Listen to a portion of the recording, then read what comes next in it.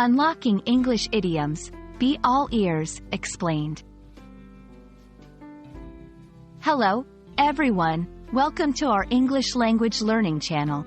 Today, we're going to dive into a very interesting English phrase, be all ears.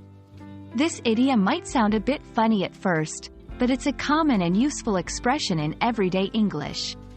So, let's get started and explore what it really means to be all ears. Firstly, what does be all ears mean? This phrase is an idiom, which means its meaning isn't directly related to the individual words. When someone says they are all ears, they are telling you that they are fully listening or paying complete attention to what you are saying. It's like saying, I'm ready and eager to hear what you have to say.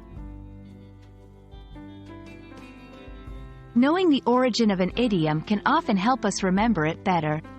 The phrase, be all ears, originated from the idea that if someone is fully listening, their ears are especially important.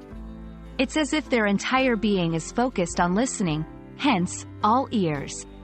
This expression has been used in English for many years and is still popular in both formal and informal conversations. Now, let's see how to use this idiom in sentences. 1. When you mentioned a new project, I was all ears. Here, it shows interest in hearing more about the project. 2. Tell me about your trip.